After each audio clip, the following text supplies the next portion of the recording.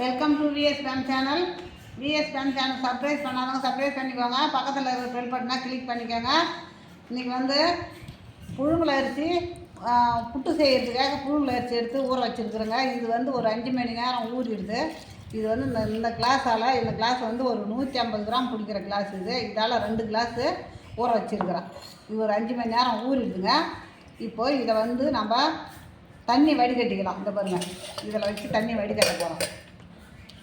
இதில் வடிகட்டிட்டு தண்ணி வடிஞ்ச உடனே நம்ம மிக்சியில் போட்டு அப்படியே ரவை பதத்துக்கு உடச்சிக்கணும். தண்ணி நல்லா வடிட்டுங்க. ஈரப்பதம் ரொம்ப இருக்கக்கூடாது.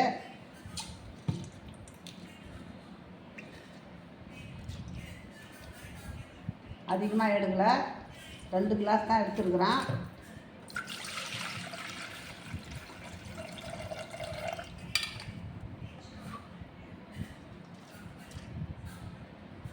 அது நல்லா ஈரம் வடிட்டோம். தண்ணி வடிஞ்ச உடனே அப்படியே ஈரம் அதிகமாக இருந்தாலும் ஒரு வெள்ளை துணி போட்டு நம்ம அந்த ஈரத்தை வளர்த்திக்கலாம். என்னடா இது புழுங்கல் அரிசியில் வந்து புட்டு சுடுறாங்களா, எப்படி சுடுறீங்கன்னு பார்க்குறீங்களா? நான் செய்ய பார்த்து பாருங்கள். பச்சை அரிசியில் தான் புட்டு சுட்டு பார்த்துருக்குறோம், புழுங்கல் அரிசியில் எப்படிங்க சுடுறது அப்படின்னு நினைக்காதீங்க. நான் செய்யும்போது பாருங்க. இந்த வெள்ளை துணியில் நம்ம சும்மா அப்படியே உலர்த்திக்கலாங்க.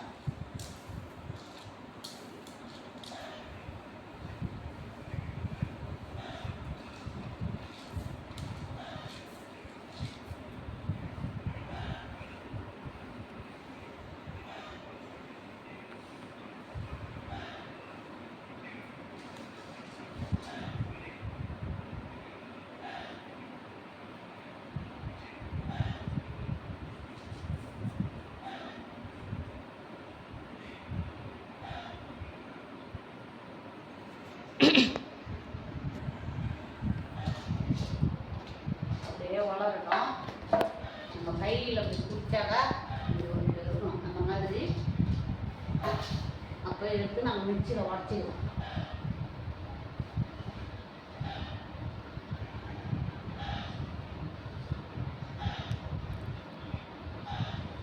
அவ்வளோதாங்க. அப்படியே வளரும். இந்த மாதிரி தாங்க இருக்கணும். பாருங்க, இப்படி இருக்கணும். இப்படி இருந்தால் தான் புட்டுக்கு நல்லா நம்ம அரைச்சி எடுக்கிறதுக்கு ஈஸியாக இருக்கும். 2 தரமாக போட்டுக்கலாம்.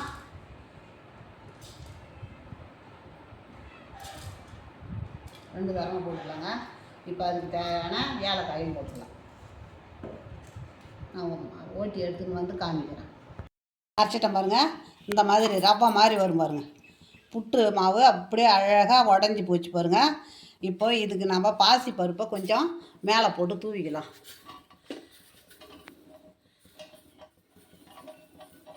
என்னடா இதுக்கு ஏன் போடுறாங்கன்னு நினைக்காதீங்க, இதுக்கும் போடலாம்.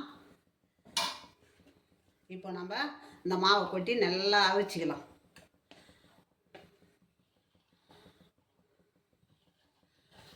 ஈரப்பதத்துலேயே அரைக்கணுங்க. நல்லா புரிஞ்சுக்கோங்க. ரவை மாதிரி இருக்குது, நல்லா வேகணும். அப்போ தான் புட்டு பொல பொல பொல பொலன்னு இருக்கும்.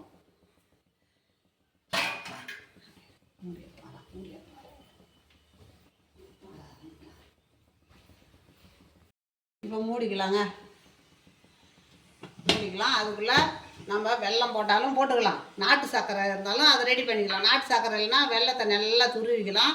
கல் மண் இல்லாத வெல்லத்தை பார்த்து நம்ம துருவி எடுத்துன்னு வந்து போட்டுக்கலாம். வெந்துடுது பாருங்கள். புட்டு சூப்பராக வெந்து போச்சுங்க. பருப்பும் வெந்துடுது. இப்போ நம்ம தேங்காய் பூ போட்டுக்கலாங்க. தேங்காய் பூவு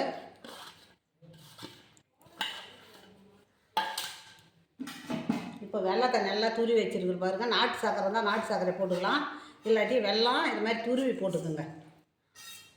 வெல்லத்தை நல்லா துருவி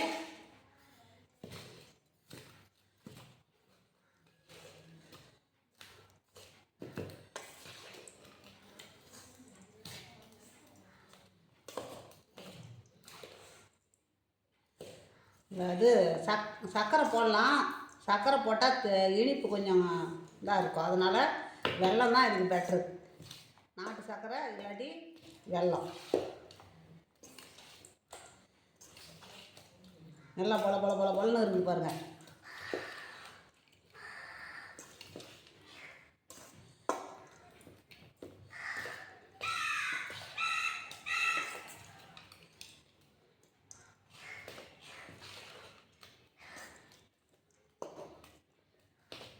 எல்லாம் பாசிப்பருப்பு புட்டு எல்லாம் ஒன்று சேர, தேங்காய் பூ எல்லாமே ஒன்று சேர நம்ம கிளறிடணும். இப்போ கிளாஸில் கொஞ்சமாக தேங்காய் பூ, இப்போ முந்திரி பருப்பு, இப்போ புட்டு நல்லா அழுத்தி தான் வைக்கணும்.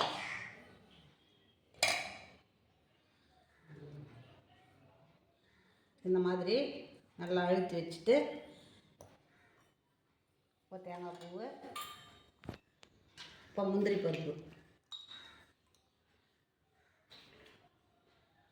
இப்போ புட்டை அழுத்தி வச்சுக்கலாம்.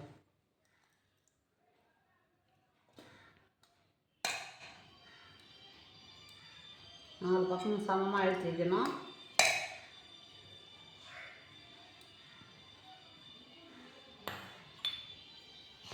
அரிசி புட்டு ரெடி ஆகிடுதுங்க.